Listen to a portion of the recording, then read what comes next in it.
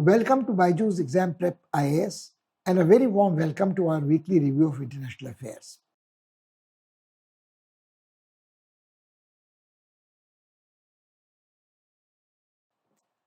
We have shared this thought with you in past and we think it is necessary to repeat it that in international relations events move very fast, sometimes so fast that our focus shifts from one explosive crisis to another and we tend with passage of time to forget about the old crisis. And the old crisis continues to fester like a sore, which can become life-threatening not only for the people residing in that country, but in adjacent areas as well.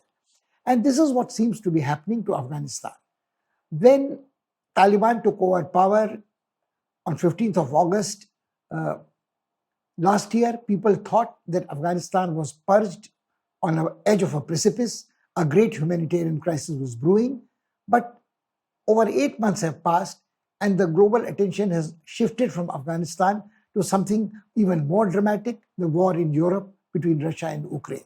So what we intend to do is to take a look back at our own neighborhood and what has happened to Afghanistan in the years since. The news in recent days has been very distressing. There has been increase in violence against minorities, the Shias, the Hazaras, the other tribes in Afghanistan. There also have been skirmishes and exchange of fire between supposedly friendly Pakistan and Afghanistan. So let's see what it holds for India.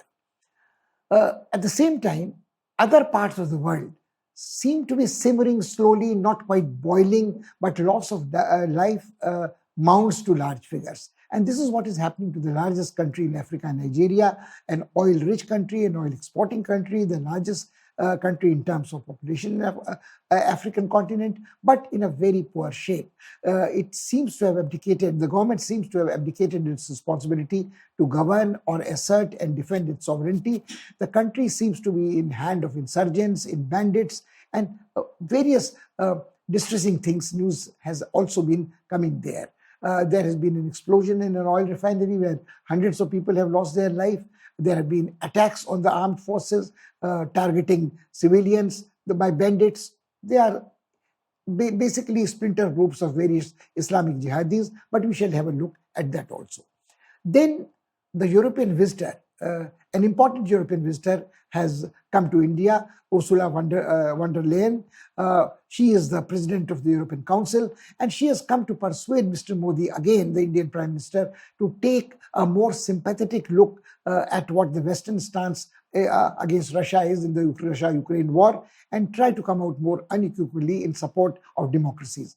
That is an interesting question, how India responds to this debate between democracies, Western democracies and Eastern authoritarian, tyrannical dictatorial regimes. Then in the immediate neighborhood, the fallout of the war in Ukraine is now being felt as slow shock waves after a tremor. There is some kind of an unease and apprehension in the Central Asian republics about what is happening in Ukraine. Either way, whether Putin wins or Putin doesn't succeed in his grandiose aims, have implications for Central Asian republics. And how these Central Asian republics would respond would impinge on India's national interest in this area. We'll discuss all this and some more with you this time.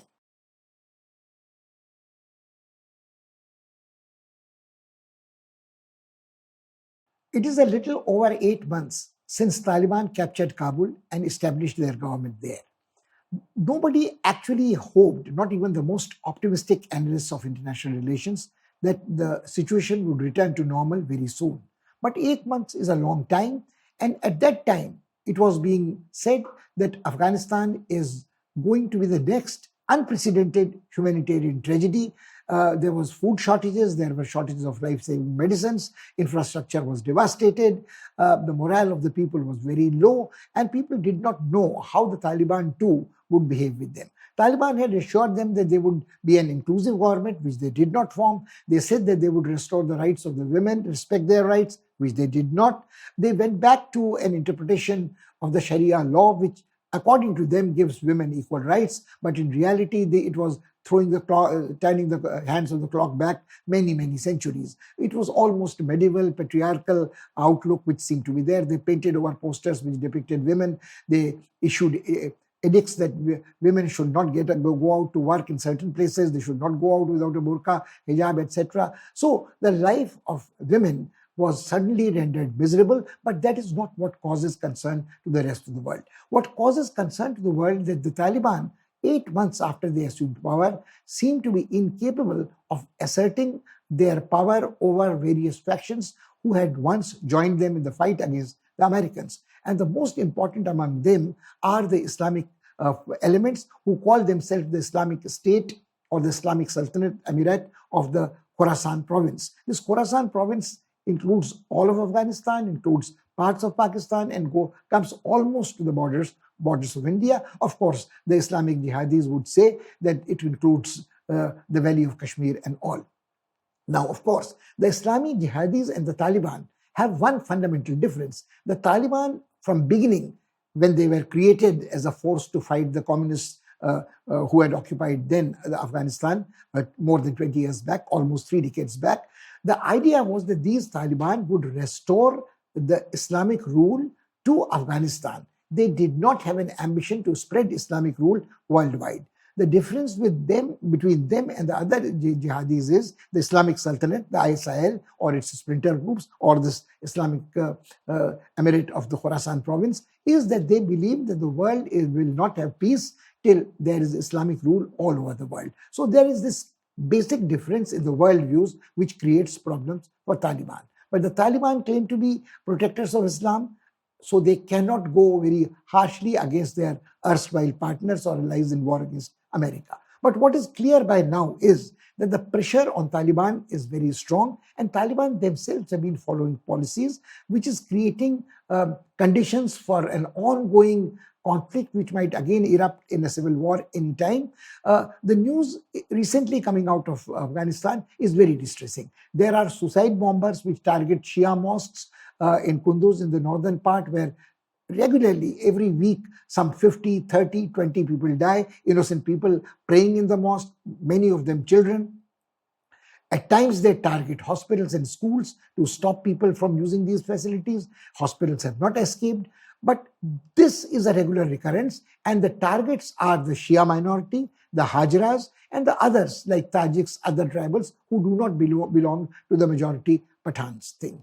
The second thing which is interesting is that people, when they talk of the failure of the Taliban and the breakdown of the financial system in Afghanistan, tend to forget that part of this mess has resulted because the Americans, who control $9 billion of Afghan funds, refused to part with them. They say that they would only give it to relief agencies for humanitarian work, and they would supervise that none of this money passes on to the Taliban and is used in activities against the interests of the West or the democracies.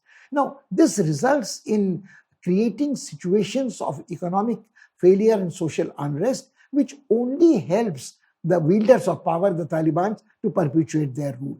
But even more distressing news than this has been the violence along the borders, the border which Afghanistan shares towards the east with Pakistan, Jalalabad, where there have been repeated exchange of fires between the border rangers of Pakistan and the border security force deployed by the Afghans in this. There have been clashes between attacks on Pakistani targets by Tehreek-e-Taliban Pakistan, fierce Islamic jihadi group now sheltering in Afghanistan. The Taliban had, of course, given an assurance to everybody that the land of Afghanistan would not be used against any other country, but this promise they have not been able to fulfill. Maybe they are incapable of doing this, and the Pakistanis have been forced to retaliate, and in this crossfire on both sides there have been loss of life. And now the Taliban government in Afghanistan has threatened Pakistan that they should not violate the sovereignty or integrity of Afghan state, and otherwise they should be prepared to face consequences. Pakistan itself has been having a lot of turmoil in its domestic politics, so probably it will be some time before the new government comes to terms with the challenge of Afghanistan, because when Imran Khan was the prime minister, there was a short-sighted jubilation when Taliban took control of Kabul, because one faction which was supporting the Taliban in Afghanistan, the Haqqani group, was supposed to be a creation of Pakistan and close to Pakistan's deep state. But this again doesn't seem to be quite true. The Pakistanis have not been able to manipulate the Haqqanis to have favorable decisions for them. So there is the visit of the Pakistani ISI chief, much celebrated, to Kabul and back. So this, I think, was resented by the Taliban. They wanted to project the image of an independent government, not under the thumb of the Pakistanis. So the Pakistanis have failed to take advantage of the Taliban victory. They actually are facing the heat of the battle now. So maybe after some time, the new Pakistani government will decide what to do about Taliban, but there is little which Pakistan can do to contain the spillover of violence from Afghanistan to Pakistan. It is not the only border which is disturbed. The border of Afghanistan, which is on the other side where it borders Iran and Balochistan, that also is under great stress. There have been repeated attacks by allegedly Baluch rebels, Baluch insurgents on Pakistanis, but even more interestingly on the Chinese advisors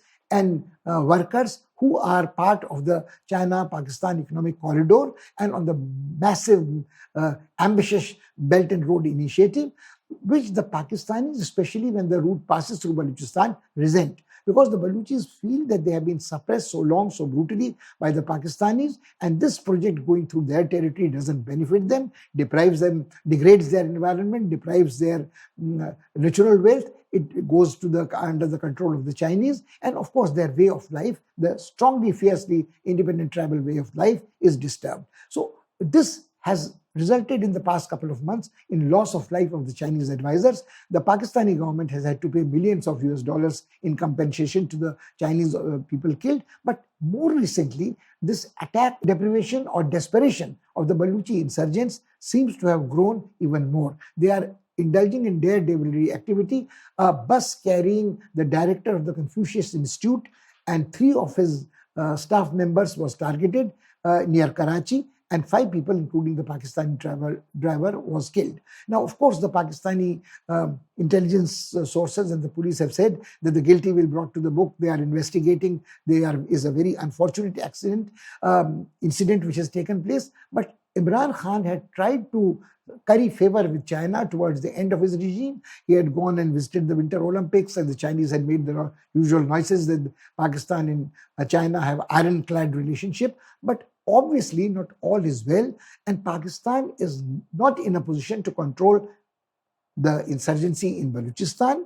But at the same time, the Baluchis might be getting assistance, as has been speculated, by the Tehreek-e-Taliban Pakistan and the Islamic State of the Khorasan province. Now, this is going to be a very tricky situation, because as the West remains focused on the war in Ukraine, it has taken its eyes off Afghanistan, washed its hands clean of that. The negotiations with Taliban, which were supposed to pave the way for normalcy and its recognition, have been given up. 8 months have passed and no state has as yet recognized the Taliban regime. But obviously people are dealing with them. People are dealing with them because otherwise they could not have survived. If you see television debates, you still see people teaching in the American university in Kabul participating in these and criticizing the shocking state of affairs. There are people, doctors, who say that they would be unable to remain open, keep the hospitals open if they don't get any medical drugs. There are international aid agency workers working under very difficult circumstances in Afghanistan, in outlying provinces. What seems to be clear is that the Taliban have again learned to live with warlords in different provinces, and the only revenue which Afghanistan can get when the foreign exchange is not available to it, even the remittances sent by Afghans overseas cannot be converted to banks unless the Americans are cooperating with this. They probably are getting their share of revenue on the opium cropping, and also the trade in contraband psychotropic drugs and substances and arms. So this is not good for India in any case, neither in short term nor in long term, because India has to cope with the spillover of the Islamic jihadi terror of the ISIL variety, ISKP variety, as also the impact of Taliban on India. India has succeeded in past in sending some relief material through Pakistan to Afghanistan, but there are limits to what India can do. It can provide immediate humanitarian relief in terms of food, in terms of life-saving drugs, in terms of vaccines to combat with pandemics, but it cannot bail Afghanistan out, even like in a manner it is trying to do with Sri Lanka. So we would be very naive, very short-sighted to lose sight of what is happening in Afghanistan as we remain focused in European theatre of war.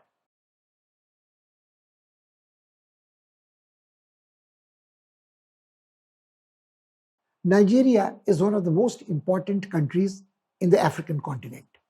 It is one of the largest countries in terms of population. It is an oil producing and an oil exporting country. It produces a large amount of oil, more than anyone else, but it has been struggling to maintain its integrity and to assert its sovereignty. No elected government, which is recognized by the rest of the world, has been in a position to control these, what they call bandits or insurgents or Islamic terrorists. The most notorious group active there is Boko Haram, which has been brutal in terms of female genital mutilation, hostage taking, killing innocent people, indulging in arson, looting to terrify people to follow their orders. And the morale of the Nigerian army or the police has been badly broken. They at times do not give any fight to these elements, and when they do, there have been cases of surrendering their arms and joining these bandits.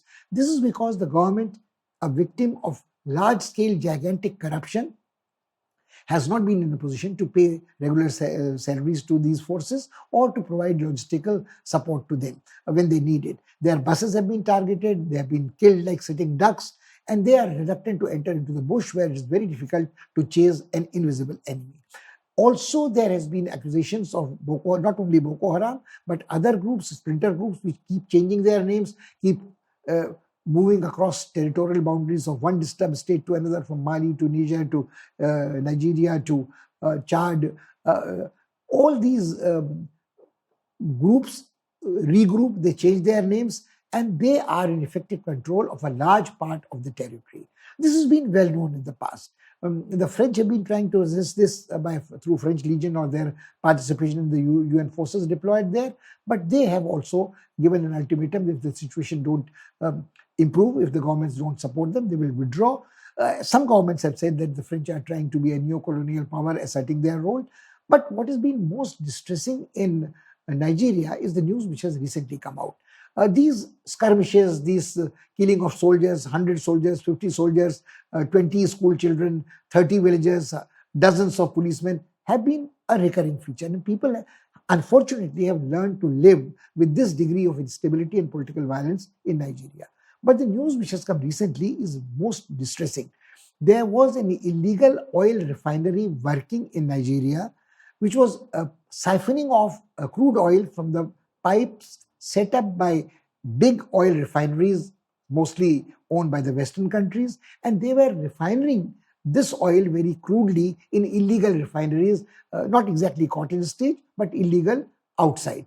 And accidents take place, so people who had queued up to buy cheap petrol and gasoline in Nigeria were victims. 100 people or more died when there was a spark which ignited a fire. It exploded, and now the government has been forced to recognize that these operations are taking place. There have been allegations in the past that the big oil refineries are oblivious of the environmental degradation in Nigeria or the interests of the local people. They are just interested in crudely exploiting the oil resources of the country.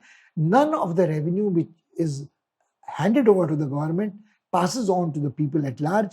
No infrastructural development takes place. Nigeria at one stage was proud of its railway line, railway structure, railway network.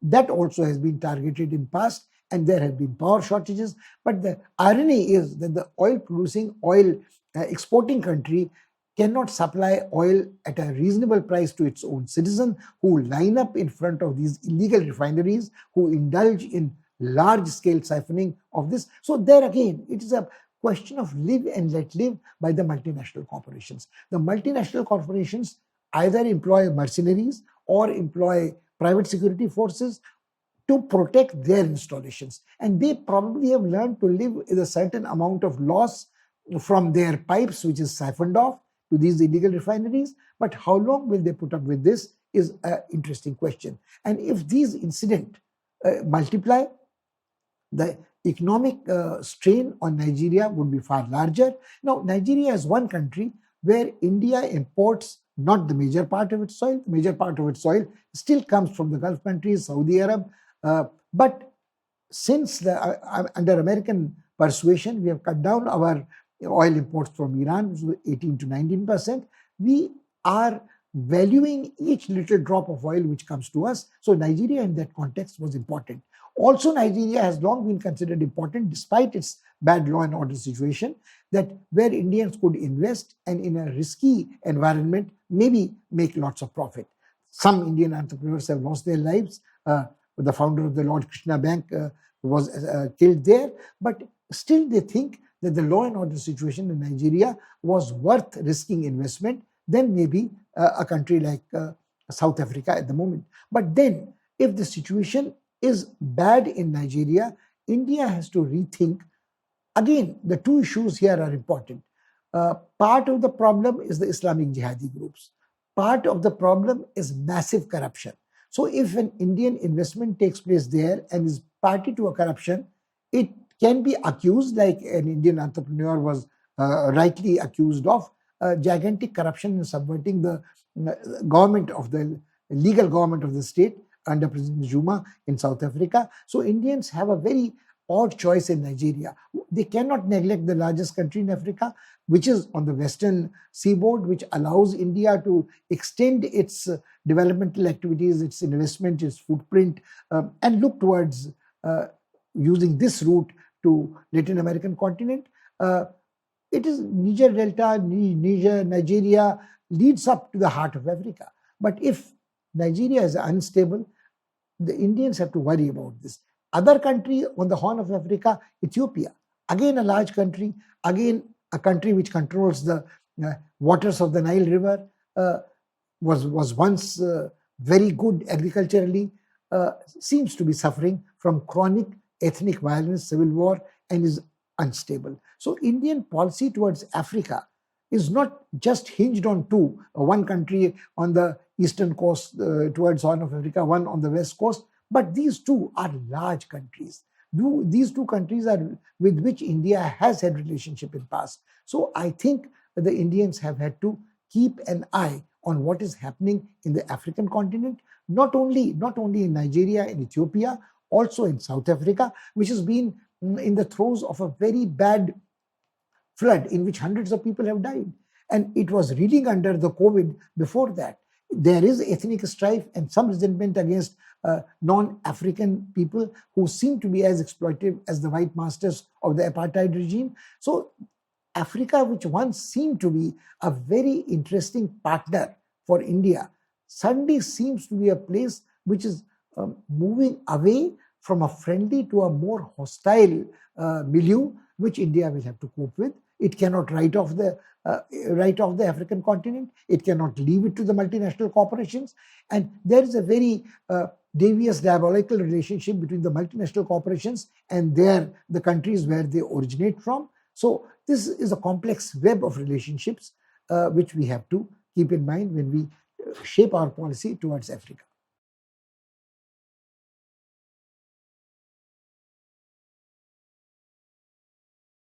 It's been a little over 2 months since the war in Ukraine has continued. The Russians continue to call it special military operations. They claim that anything against them is disinformation by neo-Nazis, the Ukrainian present regime, which has been egged on, and the war has been aggravated by the military assistance given by the West, by provocative activities of NATO. But the media coverage of the war in Ukraine shows a very different picture. It seems that it is not, of course, when a war is on, there is disinformation on both sides, there is propaganda on both sides, but it is difficult to imagine that the Ukrainians are killing their own citizens or using them as human shields. It cannot be denied that almost 4 to 5 million Ukrainians have sought refuge in neighboring countries, including from eastern Ukraine to to the Russian adjacent territories, some to Belarus, some to Romania, some to Moldova, mostly to Hungary and Poland. But the point is, what is the fallout of the war in Ukraine elsewhere?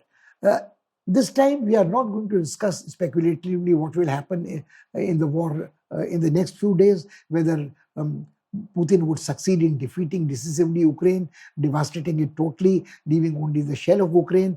And this would be a Pyrrhic victory, because in this case, the costs of this victory would be so high. They would have gained control of Crimea, they would have gained control of the Donbass region, but not only the loss of life of the Russian soldiers and generals, but the exposure that the might of the Russian military is not as real as it was made out to be. It took more than 2 months, and the war is still going on, to humble Ukraine. Is going to be very difficult. And the cost that the West has imposed on Russia by expelling it from the SWIFT, by having very harsh sanctions, by making the Nord 2 stream almost infructuous, by unifying the sort of discontent membership of the EU into one, fortifying NATO, even countries like Sweden and Denmark and Finland trying to join NATO is one part of the picture. But we are not interested in how the war is going to affect the unity of European Union, the reinforcement of NATO, discovering a new role for NATO, or how the European Baltic or Scandinavian countries will respond to it.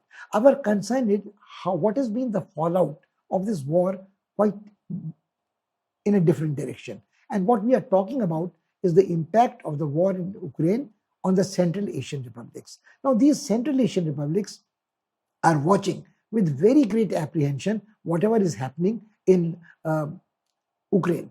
There are two ways of looking at it, whether it is Kazakhstan, whether it is Kyrgyzstan, whether it is Tajikistan, whether it is Uzbekistan. The interesting part is that all these republics know that Putin has made a statement that none of these countries has a history of independent nationhood till they had joined United Union of Soviet Socialist Republics and had separated from it. That is the only time they can say that they have become independent. The Khanates were never, the Tans, as they say, were never an independent sovereign actors. They always had been a part of an expanding Tsarist empire. They had been rebellious, but not quite independent nation states ever. Now, they think that this is the kind of doctrine which Putin has been spreading, that Ukraine has never been independent. Ukraine has been always an integral part of Russia. It's a part of Russian identity. Of course, Putin or Russians cannot claim that these Khanates, these Tans, are an integral part of Russian identity. They share the same language, they share the same religion. But the fact remains, if you argue that they have never been independent states, they are always worried that Putin, if he wins in Ukraine, would be encouraged to extend his reclamation of the lost territories after the dissolution and the breakdown of the Soviet Union towards the east, and Central Asian republics would also again be incorporated. Next may be the turn of the Baltic states. But we'll stop from speculating. What happens if Putin does not succeed in fully getting all his war aims? Then he might like to claim a victory as a consolation prize by annexing something and by placating the disgruntled Russians by saying that, look, Ukraine kept my hands tied, but I have got something in return. I have at least got some Central Asian republics back into Mother Russia's fold. Now, the interesting part is this, that these landlocked republics, all of them, from Uzbekistan to Kazakhstan, including Tajikistan, Kyrgyzstan, Turkestan, share a border, except, Uzbekistan, they share a border with China and they are landlocked. What happens is that they've been trying to play one big power against the other ever since they became independent. They have rich resources of oil and gas and rare minerals. They have, in Soviet times, like Kazakhstan, developed some technology in terms of space research. There has been some industrialization. Would the fallout be that they would now turn more towards China vis-a-vis Russia? And would China be willing to support them when they are trying to assert their independence vis-a-vis the Russian state. If we recall the recent events in a failed coup in Kazakhstan, ultimately peace and order were restored after a security force was dispatched from the westernmost periphery of Russia to this area. And they returned. They did not stay. But the symbolic gesture made it very clear that the regimes, the ruling elites in these countries could afford to remain, could expect to remain in power as long as they were supported by the Russian force. That is one part. The other fallout, which is even more interesting, is that Putin has long been trying to build up a parallel structure to European Union, is Eurasian Economic Arrangement. Now, this is now in jeopardy. I don't think that the Russians, for a long number of years, would be in a position to recover from the shock to their economy that has been administered by harsh economic sanctions, cutting down of the gas. True, countries like Germany dragged their feet, but soon fell in line under American pressure. The French elections are over, and the extreme right candidate who was tainted with its friendly relationship with Putin and Russia is no longer victorious. So the left centrist Macron is back in power, who was not a Eurosceptic like his rival, but is a Euro supporter. So there is no challenge to the international economic system, whether it is SWIFT or European Union, that Russians can pose to attract the other members of East European fraternity and the Central Asian Republic. Now, this poses interesting questions for India, because Indian access to the Central Asian Republic is only through courtesy and pleasure of the Russia. There is no direct connectivity with these regions. So if these countries are thrown into a closer embrace with China, it doesn't really help India very much. What can India do about this is difficult to imagine, because if the Russians realize that the Indians are sooner rather than later going to tilt towards the democratic West, what do? The Indians depend on the Russians for military hardware. They are not in a hurry to change their position on Russia. They are not criticizing Russia openly, but they have made their, shall we say, dissatisfaction about what is happening in Ukraine by condemning violation of human rights without naming anyone. It also has suggested that peace should return and everything should be resolved through dialogue. But then the Russians are also watching very carefully what Indians would do. The West keeps making noises. They understand Indian compulsions, but sooner rather than later, when India has to take a stance, then would India be willing to say that our interests in the Central Asian republics are not as vital to us as our interests elsewhere, maybe in the Himalayan disputed border with China, maybe in the South China Sea, and we cannot expect that whatever be the changing balance of power between Russia and China, does it favor India either way? I don't think that is an easy question to answer, but I think that India's adversarial relationship with China is likely to be a major factor in our foreign policy and our international relations conduct, and we will have to reevaluate our relationship with Central Asian republics. I think when we talk of Central Asia, Iran is far more important for us than the Central Asian republics, the TANs. But this is something on which a difference of opinion is possible. But please, let's not disregard the geopolitical facts of life. There is no direct access which India has to these routes. There's no point saying that the historic days when the Silk Route was active, we had ties with them, or we go back to the days of Timur Lenk and Genghis Khan and say that their descendants as Mughals had ruled India. So these are memories, historic memories, which are nice to talk about, but there is very little substantial economic interaction between Central Asian republics, even larger ones like Kazakhstan and India. The other ones are even less significant in the larger context for India. So what is the fallout of Russian war in Ukraine on Central Asian Republic may be important for Russia, because the whole scheme of Eurasian economic arrangement might unravel. It might lead to even more bullying on the part of Russians to keep the Central Asian republics in line. but it has to contend with China. So we are not directly affected, but India is much too large a country, and these Central Asian republics sharing a border with Afghanistan, sharing a border with Iran, are in close proximity, and it's the second circle of the periphery. After the first periphery circle, the second concentric circle is this one. So we cannot absolutely be indifferent to what happens there.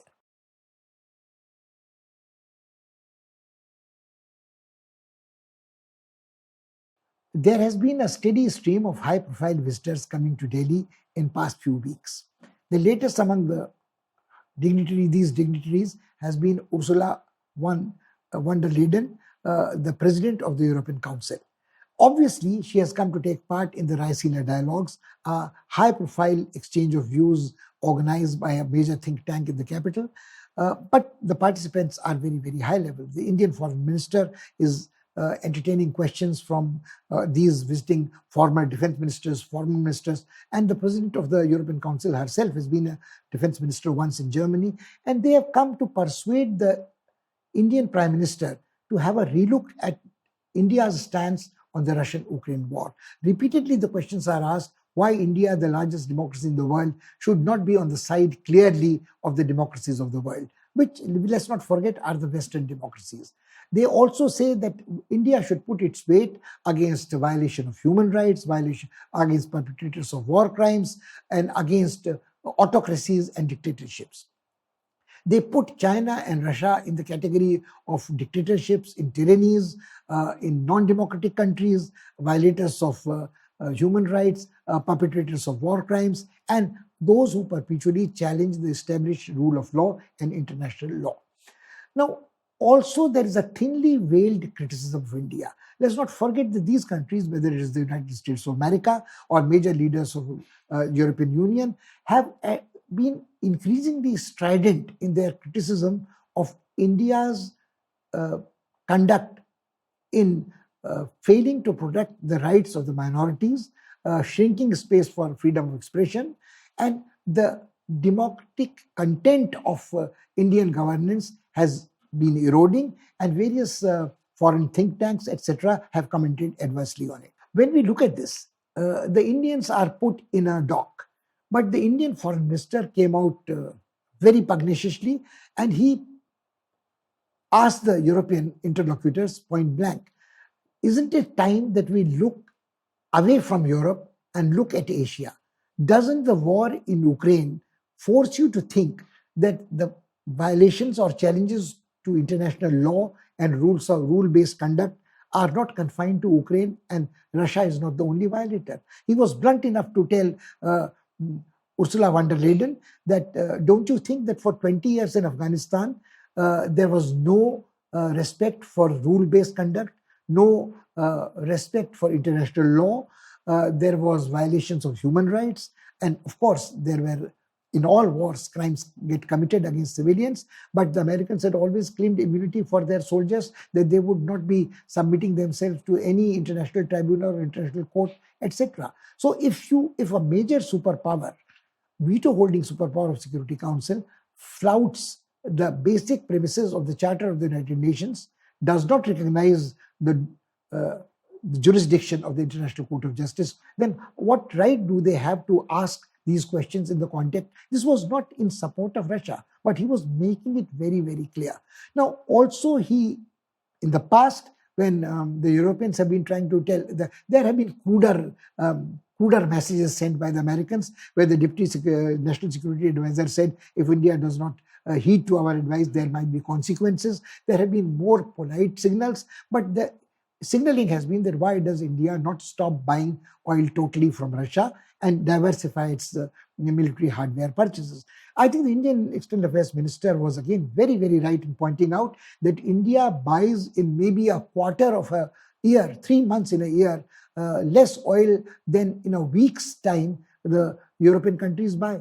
Now, this is hard talk back, hard pushback.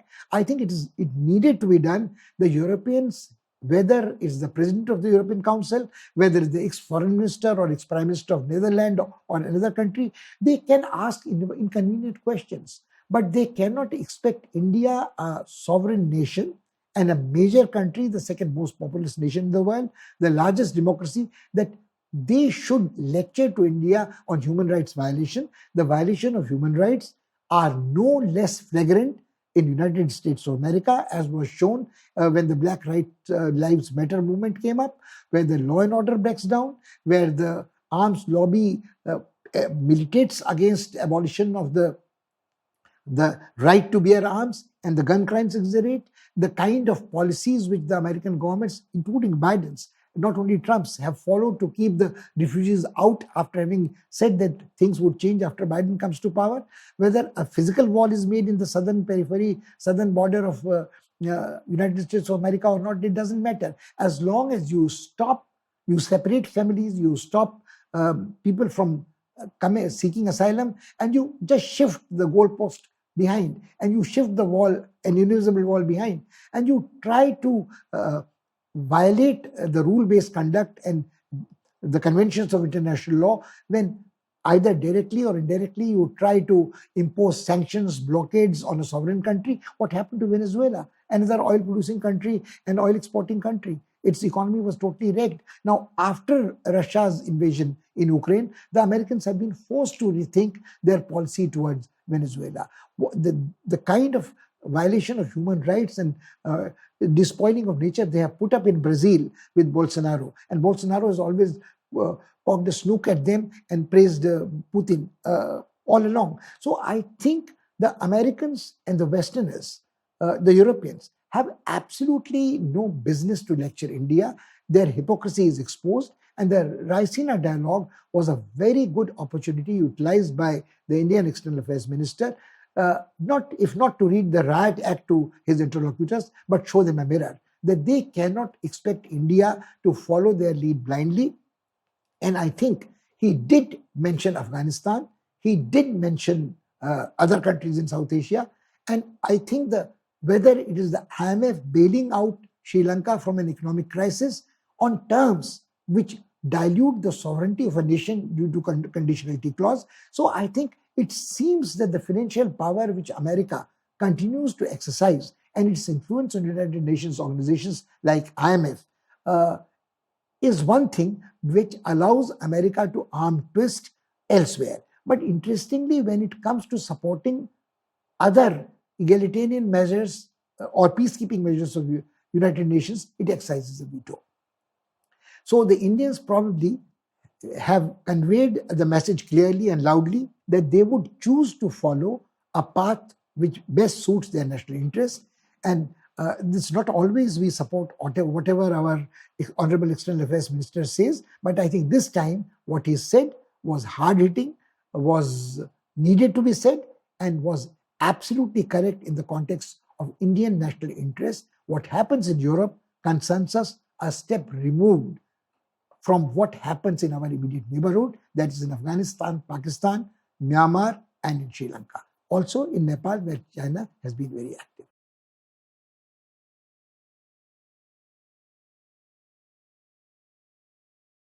This is all we have for you this time. And what an interesting mix of events and analysis we have had to share with you. I think we begin with something which is happening in Afghanistan, a forgotten crisis. At one stage touted as the greatest unprecedented human tragedy, it may still be unfolding as an unprecedented human tragedy, but it's like South Yemen. We have forgotten, we have taken our eyes off it. 8 months of Taliban rule, there are regular incidents of violence, dozens of people get killed in suicide raids in mosques, schools, hospitals, minorities are targeted, women are exploited, landmines continue to play havoc with innocent lives, especially children's, people are maimed and crippled. There is no money to feed. Almost 40 to 50% of the Afghans are malnutrition, living on a starvation diet and facing famine. This is one part, and we are oblivious of it. And what it is going to mean in terms of increasing violence in Afghanistan, its spillover to India, is something which concerns us more than it concerns us, perhaps Europeans or Americans at the moment. They think only in terms of strategy, but we share a subcontinent with Afghanistan and Pakistan. So Af-Pak hyphenation is re-emerging. Pakistan is itself having a crisis in its relationship with Afghanistan and Taliban. The Islamic Sultanate of Khorasan province is a major threat. India cannot remain indifferent to it. We also have taken our eyes off the African continent, where Nigeria, an important partner for us for our investment and for our import of oil, seems to be heading towards greater anarchy, greater lawlessness, greater dependence on multinational corporations. The corruption never ceases to be there. It can't be controlled. So if this continues, what is likely to happen in the continent? And we are often advised to have a holistic look in Africa. So we cast a look at Ethiopia, we cast a look at Egypt, we had a quick glance towards South Africa, Angola, Mozambique, the Democratic Republic of Congo, Saharan region. All this territory seems to be in slow simmer. But when does the slow simmer turn into a boil and boils over, and how it affects us, singeing us, we must keep in mind. Then we had a quick review of the Central Asian republics, where our argument was, you may disagree, that India's vital interests, neither security nor economic, are involved in these Central Asian republics. For them, the Central Asian republics, and for Russia and China, they might be critical, but perhaps the time has come to look closer where our real interests are really involved, which is vis-a-vis the adversary relationship with China in the Himalayan borderland, in the South China Sea, in the Indian Ocean region, and of course in the immediate neighborhood beyond Pakistan, Gulf, Emirat, in the Saudi Arab, where the politics of oil is going to change very fast because of the war in Ukraine. Then, of course, how does India cope with diplomatic pressure, which will continue to be mounted on it from Europe and America about changing its policy vis-a-vis Russia and Ukraine?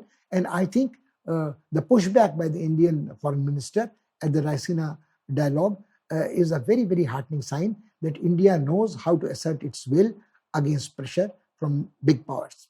Keep all this in mind, try to revise it and reach your own conclusions. Till we meet again, thank you and goodbye.